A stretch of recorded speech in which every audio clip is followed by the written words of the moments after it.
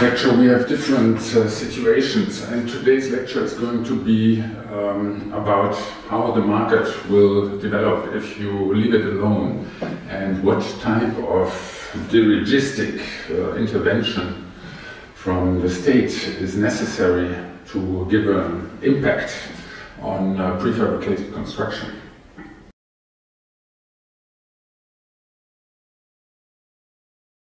So number 8, we're dealing with prefabrication as a strategy to achieve certain strategic goals. The goals might be to build quicker and to build more in a shorter period though, and one of the means to arrive at these goals was to prefabricate building systems, and that then could be assembled on the building site. So, as I have been showing you before, there were two main sectors where these state interventions can be observed in Germany at least. One was housing, because there was such a big need for houses in post-war Germany, and the other was university construction, as the educational system had to be reformed in a way as to produce more highly qualified people for the knowledge economy, which was already visible in its outskirts in the 50s and 60s.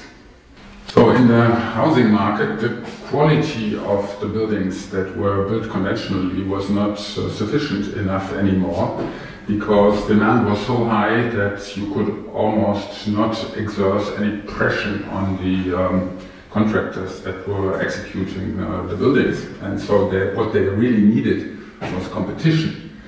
And so in France, big plate prefabricated concrete systems were developed by, for example, the firm Camus, and then those were assembled with in situ concrete at the angles where the plates met.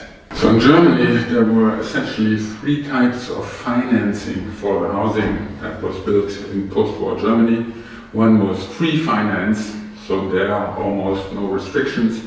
Another was subsidized, where you would try to cover the cost of the building process in the subsidies, and the third was sozialer Wohnungsbau, social housing, where the objective was to create very low income housing, and to qualify for one of these apartments you needed not to exceed a revenue of such and such per month. So the last category was very standardized, and you had maximum sizes for rooms and maximum sizes for the apartments in general. The apartments stayed subsidized for a certain period, like 30 years, and after 30 years they went to the free market, where they could be rented by everybody. And the problem was also with this type of financing that some of the inhabitants earned more after a certain time, and so in fact they were not qualified to occupy one of these apartments anymore. But you don't throw anybody out of his apartment because he earns too much. This was a success on the other side. So in these categories, not only the sizes were standardized, but the Confederation was also enhancing industrialized construction methods as to arrive at lower prices and quicker construction times. So in order to cover this need for 6 million apartments in post-war Germany, a big accent was put on quantity and not so much on architectural quality. And it was a success. In 1972, 720,000 apartments were built in Germany, and today it's about 300,000. And this development was then slowed down by the economic downturn after 1972, when the positive basic feeling of modernism was sort of stopped abruptly by the petrol crisis, and people got interested in nature and history, and the word nostalgia was invented.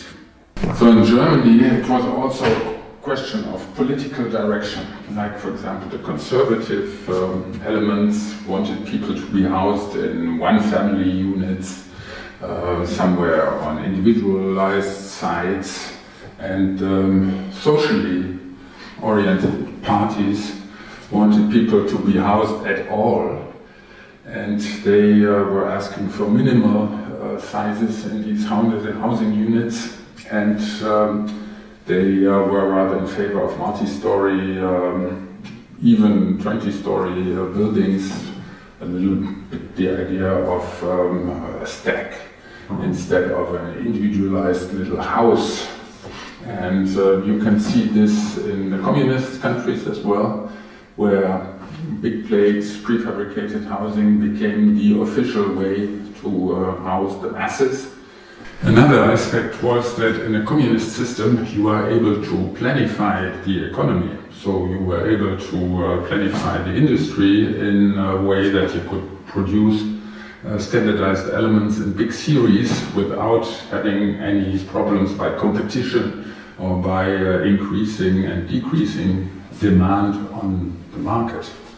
So especially these big plate prefabricated housing systems were especially suited for interventionist systems where the state had the power to influence the market in a generous way. So as in housing construction, in the sector of universities, the state was one of the major clients of the building industry. And as many universities had to be built in the 50s, 60s, 70s in Germany, as to increase the number of students, the number of professors, the number of rooms and whatsoever, the state was enhancing programs for standardized building, as I have been showing you in the lecture on housing at universities.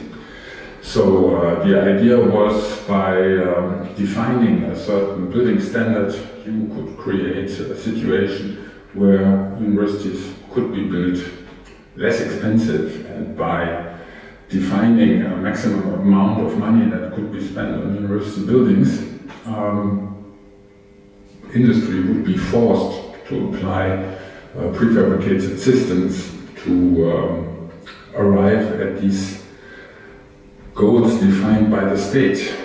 Although I have to say, I don't believe in that, because what is really decisive for the price in the building sector has always been the degree of competition that you had. And if you were afraid of not getting the commission because somebody else was offering at a lower price, then you would descend with your idea of what the right price is as well.